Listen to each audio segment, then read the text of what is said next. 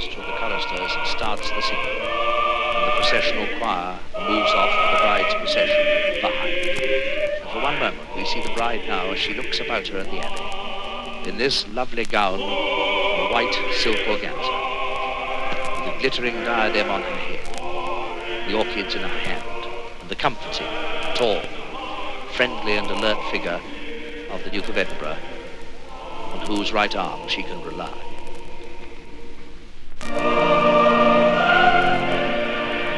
The voice of Richard Dimbleby at Princess Margaret's wedding in Westminster Abbey in 1960.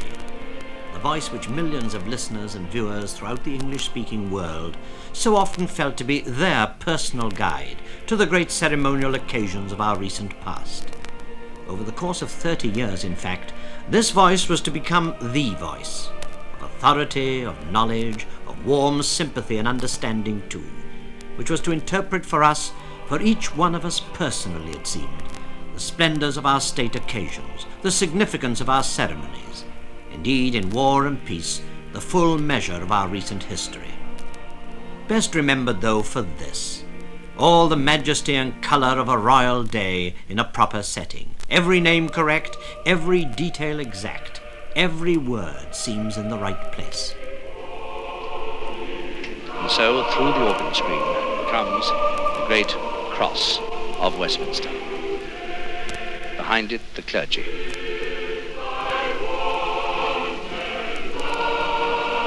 In this you'll find the minor canons and the canons of Westminster, and then the Dean's Cross,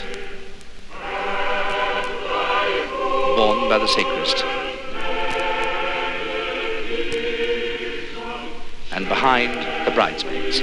First on the left, Lady Virginia Fitzroy, who's 6, the Queen's goddaughter. And on the right there, that's little Catherine Vesey, the niece of the bridegroom. She's 6. And behind, to the left, Sarah Lowther, another goddaughter of the Queen. They're all wearing the same organza, and they look really charming with their posies of flowers and those very solemn little faces. And at the back, on the right, Her Royal Highness Princess Anne. 9 years old on her left, Miss Marilyn Wills, her great friend, the goddaughter of the bride. And the bride herself coming now towards the end of this long journey, with all the solemnity of the clergy leading her, and the eyes of 1,000 people on her. The occasion, like all the occasions Richard Dimbleby described, means something to us. Of course, excellence of this order doesn't come overnight. To reach such mastery in his craft, Richard served a long apprenticeship. Born into journalism, yes, but into newspapers. His father ran the Richmond and Twickenham Times, and Richard trained as a newspaper reporter. It was in 1936 that as a young man he wrote to the BBC, saying that while the corporation's news bulletins were world-renowned for their probity, they were extremely dull. What was needed, he told them, was someone like himself, an observer who would go out and see things actually happening, and then describe them with colour and zeal. He got the job, and so dawned his first day as a broadcaster.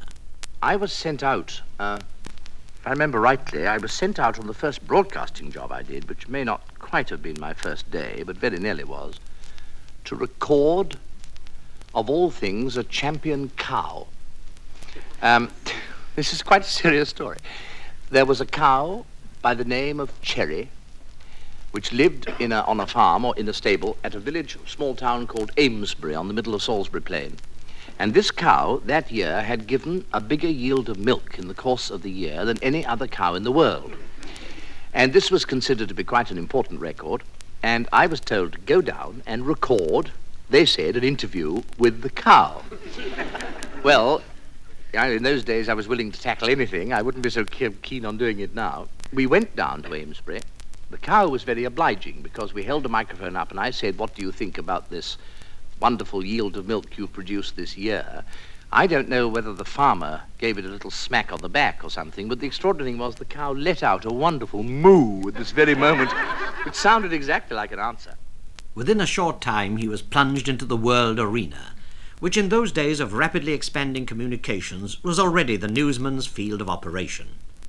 Almost at once he was to see at first hand something of the misery and suffering of war. something which was to make a profound impression, and indeed deeply to influence his life and work. His reporting of the Spanish Civil War was to bring home, perhaps for the first time to many ordinary listeners in these islands, what war now meant to ordinary people just like ourselves. The suffering was no longer confined to a battlefield in some faraway country. Everyone is agitated. The headquarters of the prefect are like a beehive, day and night and Sunday included.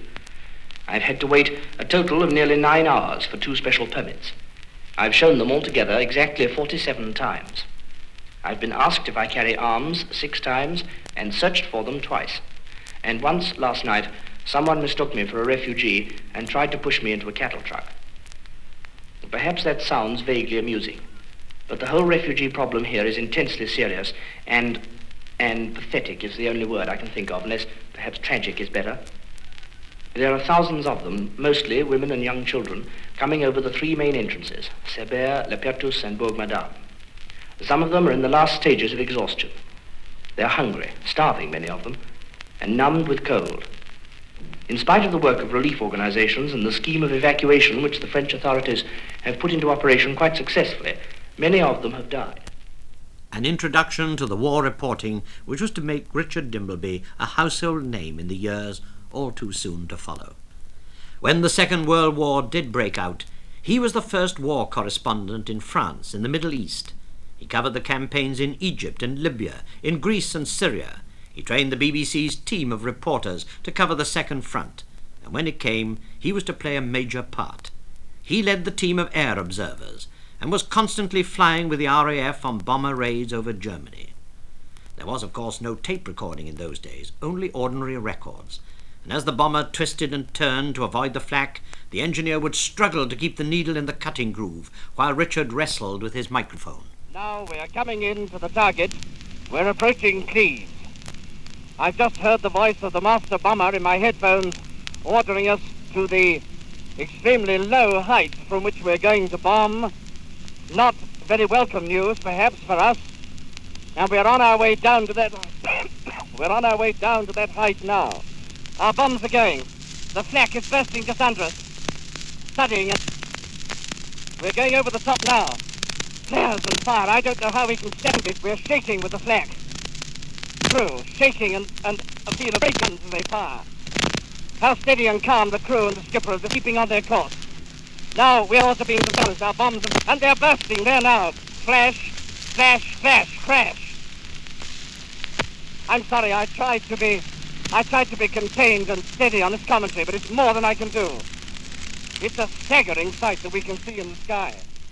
As the Allied advance struck deep into Germany itself, Richard found himself in an area already engulfed in the fighting, watching the reactions of a German family in a country hotel, listening to the BBC News from London. And as I watched them, a thought struck me.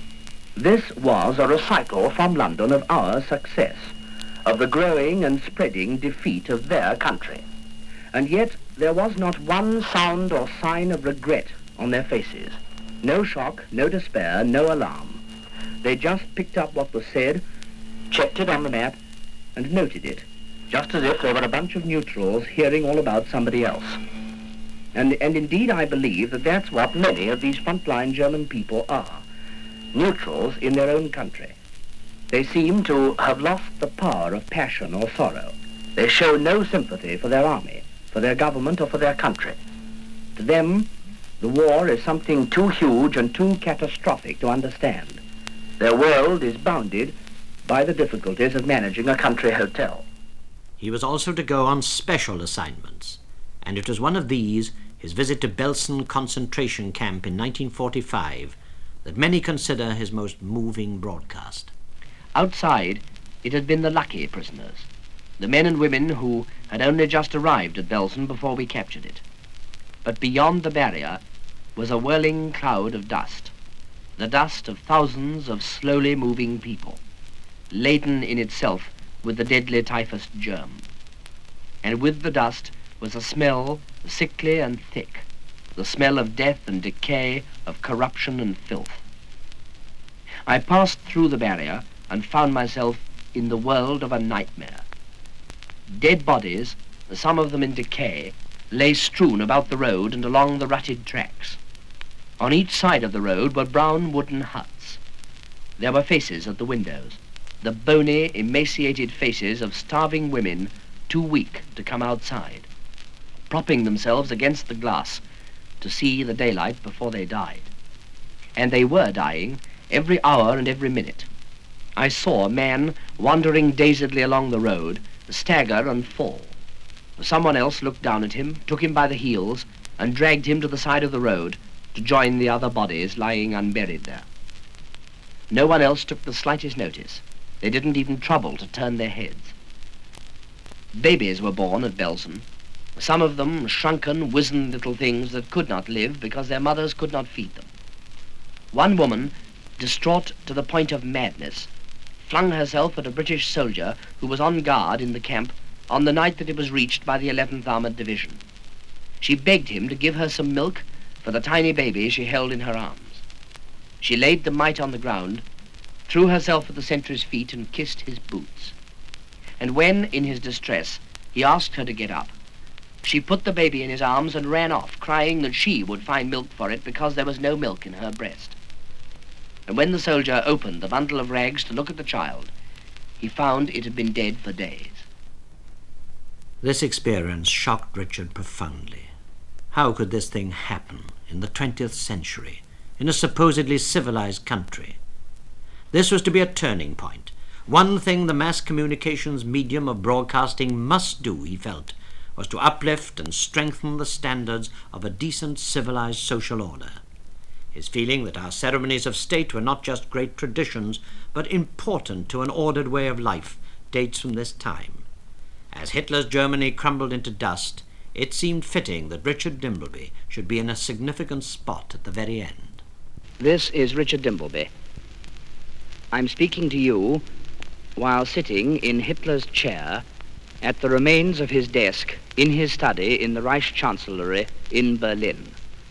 It was, in its time, a grand, almost overbearingly grand apartment, a huge, high chamber with brown marble walls on which great tapestries were hung. Those tapestries now have disappeared into the rubble and the chaos that lie along the marble floor, making it, with the dust that lies powdered on it, so slippery that you have to pick your way across.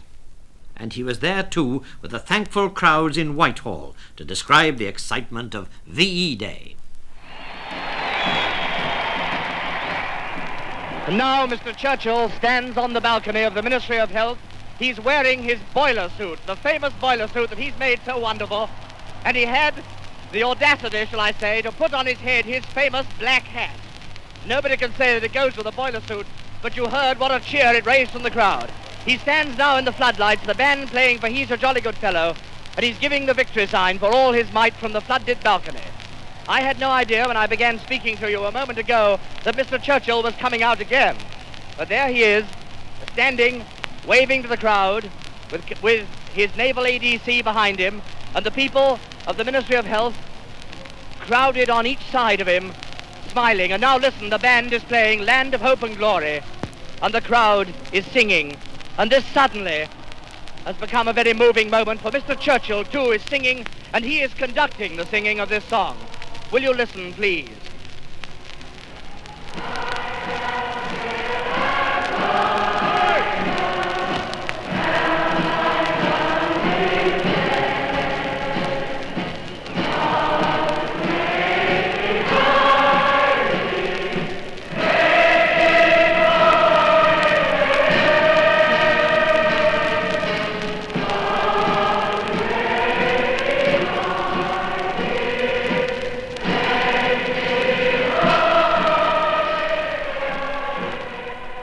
So the war was over, and the broadcasters who'd been reporting events which had seemed to put them right in the centre of history had to adjust themselves, like everyone else, to the commonplaces of everyday life in peacetime. From 1945 onwards, Richard was to enlarge his experience, turning his hand to a whole new range of work, calling for wit and great versatility, an absence of script, and a presence of mind. Well, that's what you hear, listeners. can I tell you, if I can get the breath to tell you properly, that I'm very glad this isn't a television broadcast tonight, because this is the first time that I've ever spoken to you in my birthday suit. And I'm sorry to tell you, to be quite honest, I'm not even wearing a towel. I'm lying at the moment on a marble slab, looking like part of the morning delivery at the fishmonger's, with various other people who are lying here around me in this Turkish bath, just under the ground in Jermyn Street. Now, I'm lying on my tummy at the moment, which helps to make me sound a bit breathless. I think I'll... Raise it up, please. Do I? There's the man telling me what to do. That, by the way, is George Stanning. You're going to hear from him in a moment. George has just finished me, rubbing me down, as it were, and he's just given me a tattoo on the back, and another customer is lying on the slab next to me. And now, George, where do I go? Into the shower. Into the shower. Well, here I go into the shower. Will you hold the microphone? 1 second. Oh, lovely. Down to the right. That'll do for the shower, and now for the plunge. This is where the brave man takes a deep breath, and here I go.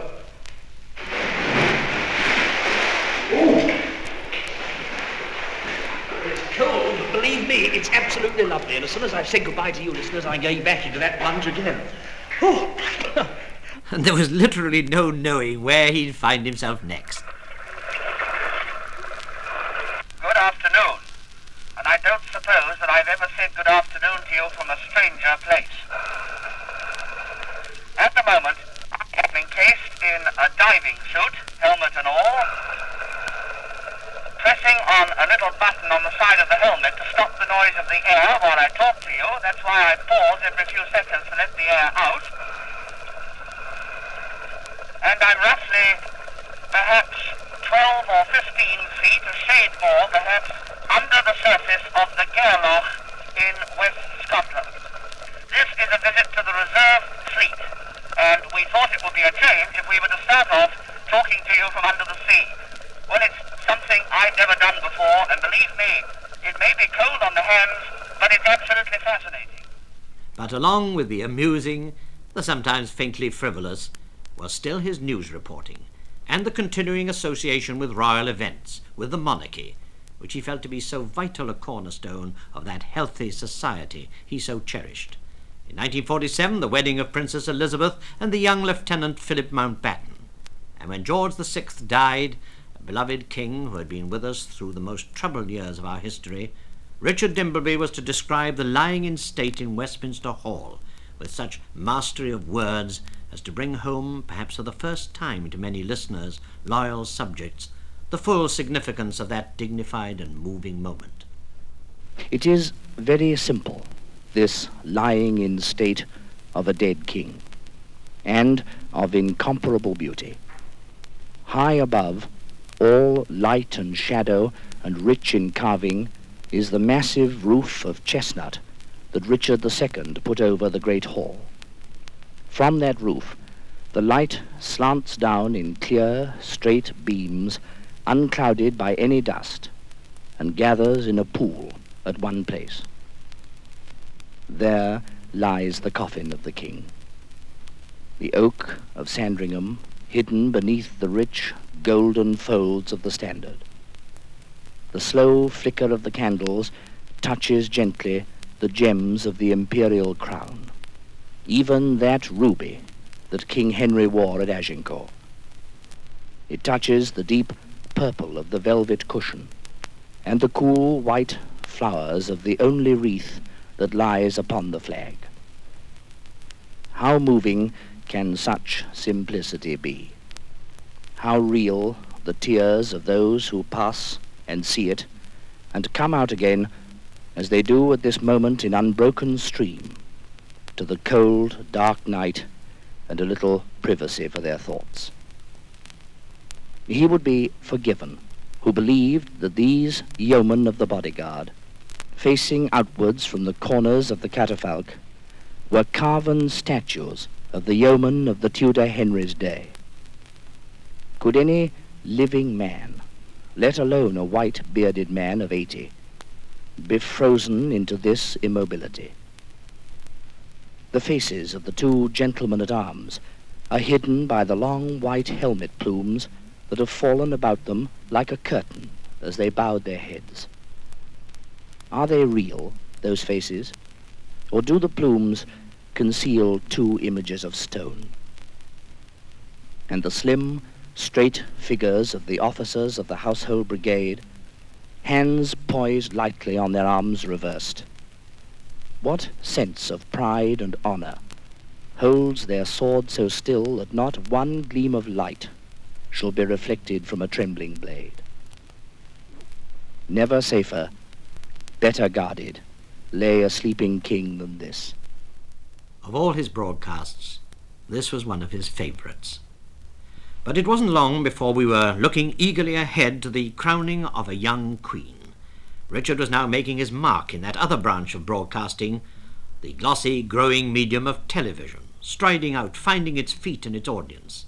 By 1953, Richard was already the chief interpreter of our national occasions, the master of our ceremonies, and his coverage of the glittering coronation in the Abbey that year not only made millions sit up and take notice in a big way of the small screen, but won for Richard world acclaim. He knew every single move in the ceremony. It was this that gave people such confidence in him. He seemed to know all the details. Her Majesty returns the orb, and the Archbishop now places upon the fourth finger of her right hand the ring wherein is set a sapphire, and on it a ruby cross. This is often called the wedding ring of England. Receive the ring of kingly dignity and the seal of Catholic faith, and as thou art this day consecrated to be our head and prince, so may you continue steadfastly as the defender of Christ's religion, that being rich in faith and blessed in all good works, you may reign with him who is the King of kings, to whom be the glory forever and ever. Amen. Now, the Dean of Westminster brings to the Archbishop the sceptre with the cross and the rod with the dove, while the Chancellor of the Duchy of Lancaster offers to the Queen the traditional glove of white kid lined with silk, embroidered with thistles, shamrocks, and English oak leaves and acorns.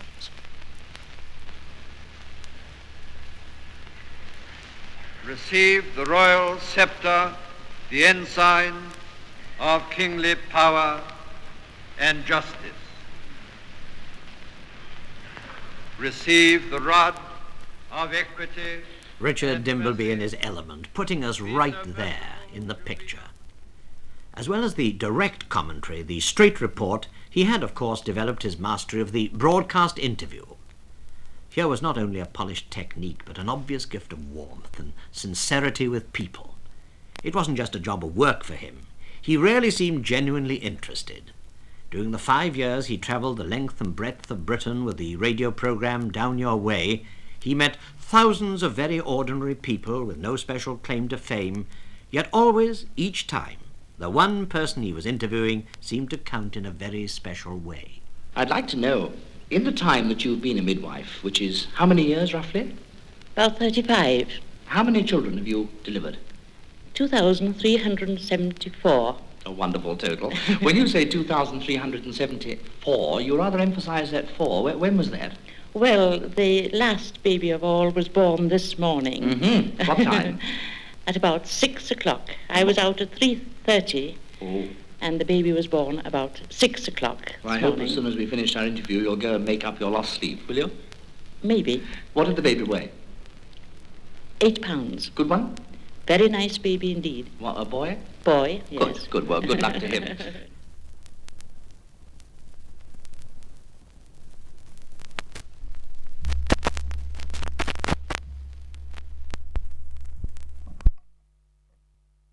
Battle with the probing question, Richard was still able to cut right through the verbiage of the political pundits, and with a simplicity seemingly denied his eager colleagues, strike right at the heart of the matter.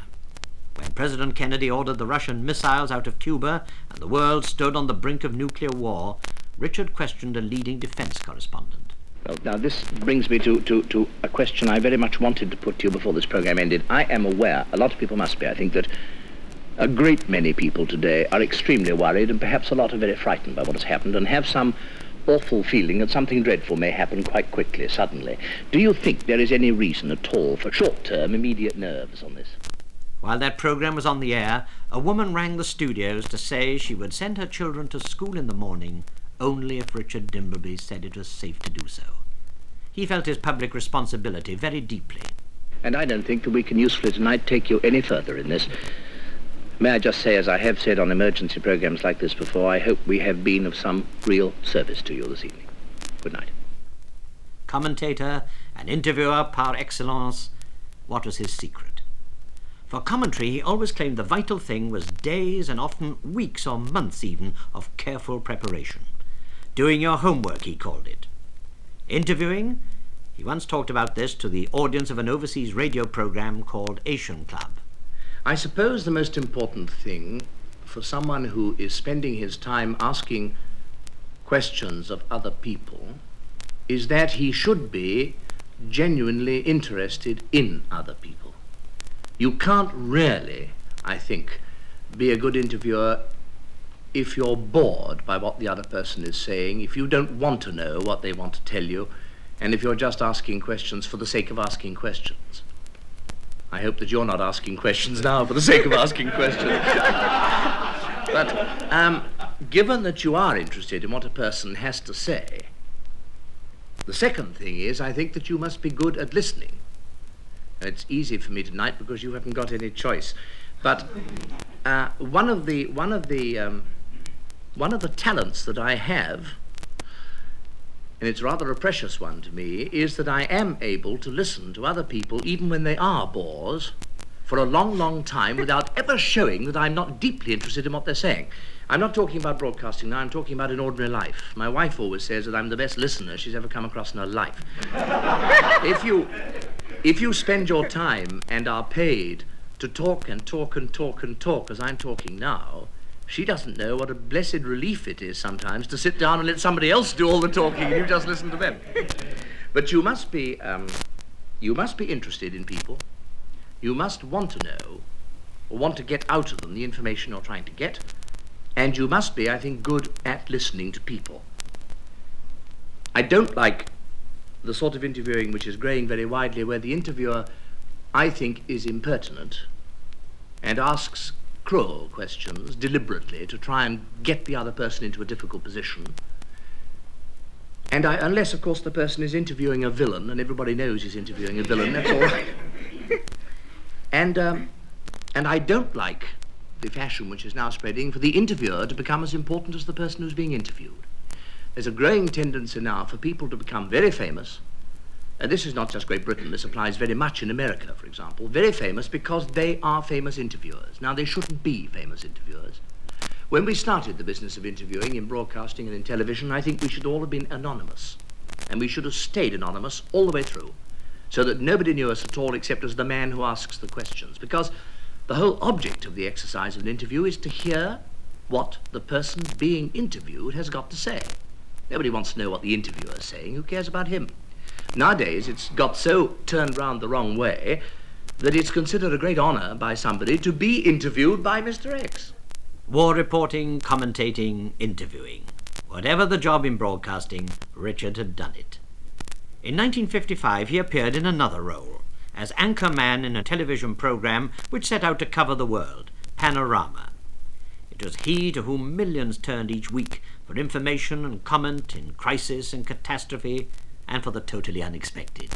As a matter of fact, I swallowed one of these about 2 hours ago. And the explanation is that it is in fact this size. You can just see it on the palm of my hand. It's a tiny radio transmitter about twice the size of an average medicine pill. The purpose of it is to enable people to carry out telemetry. The first international conference on the subject of telemetry began in this country today. This merely means transmitting measurements or readings remotely by radio. Could be space, could be from inside somebody's tummy, as the transmitter which is in my tummy now. Well, now, let's first of all prove, shall we, if I put that transmitter down a moment, that the one which is inside me somewhere is now transmitting. This is the aerial. I'll hold it near myself. Now, That is the interior of Dimbleby transmitting. It's sending a signal saying what pressures it's finding inside me. I can perhaps demonstrate this. If I shake myself or bang myself, you'll hear what happens to the signal. Quite painless. That's transmitting information which doctors one day will be able to interpret in detail. Now, if I put down the aerial a moment and proceed to swallow this second transmitter, I trust I shall be able to do it without too much difficulty. That transmitter is, I now have two inside me, is to show the temperature inside my body. Mr. Wolfe? Yes, you do. Now, the drop in the signal, this is genuine, I'm not fiddling this. The drop in the signal, or the rise in the signal, shows the change in temperature as the thing heats up inside me. Panorama was a huge success. Kings, ministers of state, scientists, industrialists, leading men and women in every walk of life passed before its cameras. There was a suggestion that Richard Dimbleby was becoming an influence out of all proportion. A threatened rail strike showed this in an unexpected way. The confrontation between Transport Minister Ernest Marples and the railwayman Sidney Green resulted in Richard being accused of acting Minister of Transport. It's a bit of a novel method of trying to start negotiations in connection with a strike by a minister doing it over television. Mr. Green, could I intervene a moment, not to be a mediator, because that certainly is not my role, but just to try and clarify this unexpected point that we've come to. As I understand it, Minister, do you mean that you would be prepared to tell Dr. Beeching, which I presume you can do, or advise Dr. Beeching, that he should meet Mr. Green, if necessary, tomorrow, and try very hard to come to a real arrangement on the subject of what consultation means? Well, all I can do is to say that what Dr. Beeching has said himself, not what I asked him to do. No, but you made an offer. He has said that at any time the unions come and wish to discuss and clarify consultation procedure, we will be willing to do so. But there has... All I say to Mr. Green is this. Dr. Beeching's made that offer, and I think in the interest of the public, that the quicker he accepts that offer... I don't know where he made the offer. He hasn't made it to me. Well, it's on the tape. Well, that's a new way of doing it. Well, it is on the tape, isn't it? I didn't communicate my decision to go on strike through television or on the tape. I sent a letter and done it in the normal way. But it wasn't on consultation. Well, look, we must on all matters in connection with it. There are a great many people listening at the moment who are going to be very seriously inconvenienced on Wednesday, and I don't doubt have very strong feelings on this subject, one way or the other.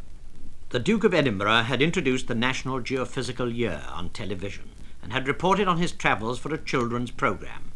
But the first time he, or any other member of the Queen's immediate family, decided to allow himself to be questioned on a regular current affairs programme, it was to be at the hands of Richard Dimbleby. Reverting for a moment to the subject of the training week, what is the scope of it? How much has been organised for this week? Well, it's been taken up in every Commonwealth country, both the self-governing countries as well as the colonial territories, except the very small ones who found it a bit difficult to do anything particular. And in this country alone, I think there are something like 10,000 major stunts have been organized. When I say major occasions, it's involving at least about 500 people. So that there's a considerable interest in this country. And I hope that it'll be the same in others. That's 5 million people on that calculation who are concerned with it in some way. Well, your mathematics are better than mine. I did it beforehand. With Dimbleby in the chair, or at the microphone, or in front of the cameras, everything, it seemed, was all right. Sometimes, in fact, it was not. And it was on these occasions that his worth as a true professional was beyond measure to the harassed producer in a tight spot. With Dimbleby out in front, he could relax. Again and again, the master came to the rescue. Like the time he filled in for 3/4 of an hour before Princess Margaret left for her honeymoon, or the moment during a state visit to France when the Queen was leaving the Paris Opera. It was a very great occasion. They had the Garde Républicaine with all their lovely uniforms on the stairs and searchlights outside. Something like 150,000 people outside the Opera House. I was in a box inside, where I'd been for the performance, and had to commentate on her departure from the front of the opera.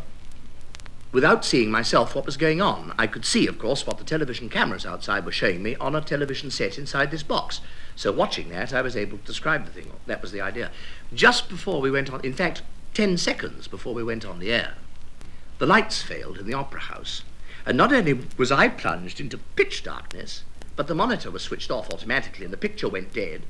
The lights all went out, and I was in this little box with curtains across the front, so dark that I literally couldn't see my hand if I held it up like this.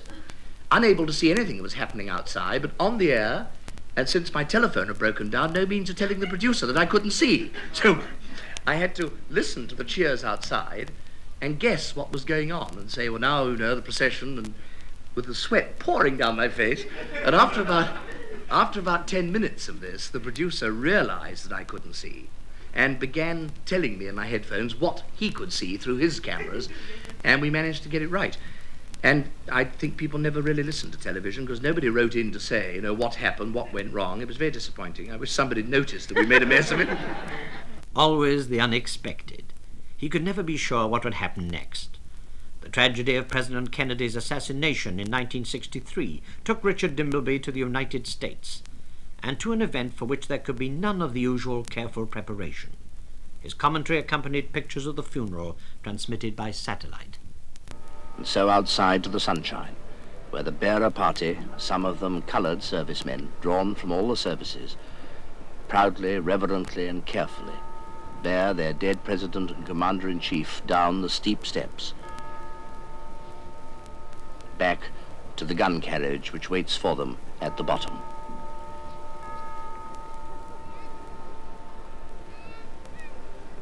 Cardinal Cushing sprinkles holy water on the coffin and kisses it.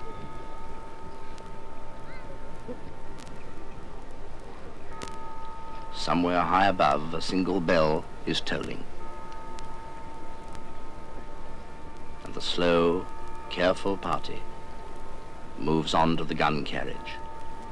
Mrs. Kennedy, the children, the other mourners follow down the steps behind. The presidential flag, the American eagle between the arrow of war and the dove of peace, but facing the dove of peace, is borne away to take its place in the procession, for the journey to begin to the National Cemetery at Arlington. Always mindful of the significance of what he was describing, and being a sensitive man, inevitably he could not remain detached from events as he saw them. His work often brought him into contact with grief and suffering, and he could not stand idly by. When the earthquake struck Skopje in Yugoslavia, the rapport between Richard and the public enabled him to collect £402,000 in a television appeal.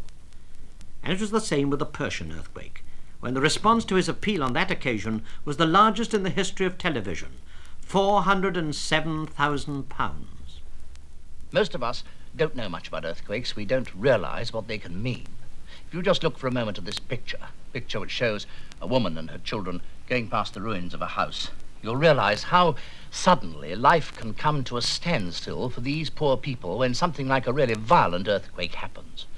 The need is enormous, and the need is terribly urgent. It's got to be something in the next 48 hours to be really effective. And may I add one thing? You will have guessed by now that this is not tonight an appeal which has been carefully prepared for weeks and weeks. This is something we have thrown together in an emergency when we realized how desperate the emergency was. People are living in circumstances of horror. I believe that you will want to help. This is the quickest, best, and most effective way to do it. I never asked for anything more seriously than I am asking for this at this moment. Altogether, Richard Dimbleby's broadcast appeals raised nearly £1 million for charity. As the all-round television professional, another challenge he certainly enjoyed was the minute-by-minute coverage of the general election results. These were marathon occasions, 36 hours in the studio with only 1 hour off for recuperation. And we were not to know then in what pain he often was, a burden he bore with Roman courage. And his list of firsts in broadcasting history was truly remarkable. The first live pictures from the other side of the Channel, the first May Day parade in Moscow's Red Square to be seen in Britain. He was the first to televise live across the Atlantic via Telstar. And eventually, when Early Bird made continuous transmission from America possible, Panorama itself went to the New World. Good afternoon and welcome to New York, live by Early Bird satellite, the first BBC programme to come to you this way. I should have said good evening. 8:25 with you, Richard Dimbleby here. 3:25 on the floor of the New York Stock Exchange, which is a cross between Dante's Inferno and Piccadilly Circus. You'll observe, as you look in this big room here, that the Union Jack and the American banner are flying side by side. The Union Jack has been put up in honor of Panorama's visit, I'm glad to say. And you'll also observe, as you look down, the better part of 2,000 people in a seething, roaring, shouting mass. You'd think there was some kind of a panic on. It's nothing of the kind. It's the last 5 minutes of a normal day's trading. And I'm right plumb in the middle of it, holding on to this elaborate apparatus so that I can talk to you across the ocean. Up on the wall there, you'll see a huge thing like a cricket scoreboard, which is where they tell the brokers that they're wanted on the telephone, as the numbers come down on flaps. On the left of that, there's a huge ticker tape, which is giving the late prices. The New York brokers, there are 800 of them working on the floor here, are all busy trying to get into the picture and very curious to know what we're doing. As well as the ticker tapes, you have what are called command posts. Each of these wooden booths around on the floor here is called a command post, and there deal the specialists who sell the shares. They don't have jobbers here like we do in London. The brokers themselves do the dealing. All prices are out in the open. They're all shouted out loud. And that's why there's such an extraordinary racket when you try and talk in this place at all. Back at home, when the television cameras were allowed one of their rare visits to the House of Lords for the state opening of Parliament, Richard was there in the chamber, our guide to this royal visit. And the Queen passes alone, the imperial state crown upon her head. Her traditional and historic parliamentary robe hanging from her shoulders and held by 4 pages. Her long white lace dress embroidered all over with iridescent beads that gleam and spangle and shine, and about her shoulders and at her throat the collar of the Order of the Garter. Before her the heralds, Black Rod, Garter, King of Arms. Immediately before her, carrying out their proud and difficult duty, the Earl Marshal on the left. On the right, the Lord Great Chamberlain. On the Queen's left, Lord Fraser with the Sword of State. On her right, Lord Longford with the cap of maintenance, which, as you can see as you look at Her Majesty, is in fact the lining to a crown. And the 4 young pages, carefully carrying the parliamentary robe as she passes. Let us now move through the archway and to the throne of the Lords, where all are in position. The head of the procession makes its backward way round the steps of the throne. All is still and silent, every eye turned upon Her Majesty. And her crown glimmers and gleams even brighter than Pugin's gold decorations set on the old oak wood, for which they stripped the oak warships of old to provide the lining for this chamber. The Queen goes to her throne, and she will call upon everyone to be seated. And the next part of the ceremony will follow. For us in the business, it seemed the master could do no wrong. But there were those for whom Richard Dimbleby could do no right. His long association with our national days of ceremony led to the assumption that he was pompous, vain, a lackey of the establishment, too big for his boots by half. Richard talked about some of these charges with the journalist William Hardcastle. I don't in the least mind criticism which is criticism of the way in which I perform on television, any more than if you're a writer, you can object to people criticizing the way you write or saying they don't like your books. I mean, this is, you're there to be shot at if you do anything like this. What I don't like, and what doesn't exactly hurt my feelings, but it annoys me, is when somebody attributes to you some trait or some characteristic that you quite sincerely do not believe you have, if it's something unpleasant, and ascribes to it a reason, or gives for it a reason, which is totally false. If I may give you an example of what I mean, I've been accused time and time again of talking on royal occasions in a reverent and hushed voice, as though I were doing this because the Queen was in the room and I felt it wasn't nice to talk out loud in front of the Queen. Of course, the reason isn't this at all. The reason is that if you have a microphone in your hand, you will know this as a broadcaster, and you're standing in a silent room where some frightfully dignified ceremony is going on, I challenge you to stand in the corner and talk in a normal, brisk, loud voice. One thing you would certainly do is bring the ceremony to a standstill. Now, this is purely technical necessity, nothing else at all. Now, on these subjects where you think wrong attitudes have been attributed to, would one of them be your attitude to royalty, or what some people have said, your allegedly sycophantic attitude, your forelock-touching attitude to royalty? Yes, I know. Is this just one of the things that... It's absolute bunk, really is. I mean, I can only tell you from my own, well, what can I say, my own personal experience in this field. Naturally enough, I've been doing all the major royal things for damn near a quarter of a century now. And I've talked to the Queen on many occasions, privately, and to Prince Philip and other members of the royal family, inevitably, because one gets caught up in the sort of organisation. And believe you me, I have no feelings of that sort. Am I a monarchist? Yes. Am I a loyal supporter of the throne? Yes. Do I go round on my hands and knees? No. That's a simple answer to that. Sycophantic, pompous. Well, those of us who knew Richard Dimbleby at home as a friend found it impossible to understand how such words could ever be associated with a man with whom we would sing as he improvised brilliantly at the piano, who had the perfect setting of a happy family life, and who hankered after his farm or his house in the country during all his involvement with ceremonial splendours. And he had wit in his own right. When Panorama filmed the famous hoax of a spaghetti harvest, it was Richard who added the polish that made it one of the best April the 1st leg pulls the BBC ever perpetrated on its viewers.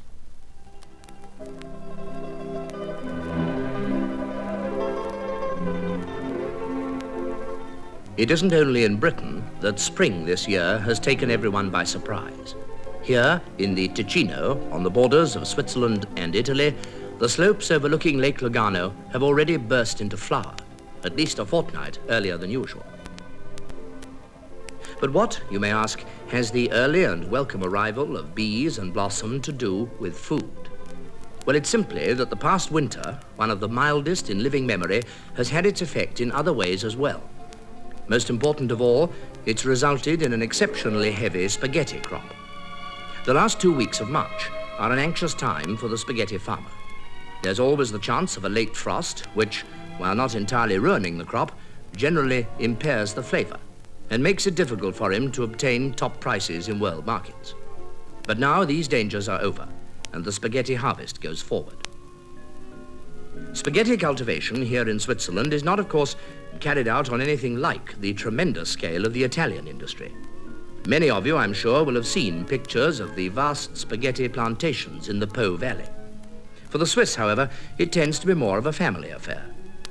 Another reason why this may be a bumper year lies in the virtual disappearance of the spaghetti weevil, the tiny creature whose depredations have caused much concern in the past. Though television took up more and more of his broadcasting time, he never entirely forsook radio. For 18 years, he was one of the panelists on 20 Questions. Finally, though, as we think of Richard Dimbleby, it is surely always to the great occasions in our national life that we return. Somehow it seemed right and fitting that one of the last great occasions when he spoke to us, the last of his great broadcasts, should also be the last journey of Sir Winston Churchill in the launch Havengore upstream through the heart of London. How slowly they seem to creep away upstream towards the bridges of London. Havengore flying the flag of the Lord Warden of the Cinque Ports. The Trinity houseboat remembering that Winston Churchill was an elder brother. And there behind, London on this day of mourning. And the only movement on this bustling, thriving waterway of ours, this small flotilla. It seems almost to be drifting up the last of the tide at high water on its way to Waterloo. High in the background, one of those vast new towers that decorate London, St. Paul's on the right hand. The cranes and wharves of Billingsgate and Queen Hithe. And one more salute to be added here, the salute of the Royal Air Force, the the lightnings of Fighter Command dipping over the river.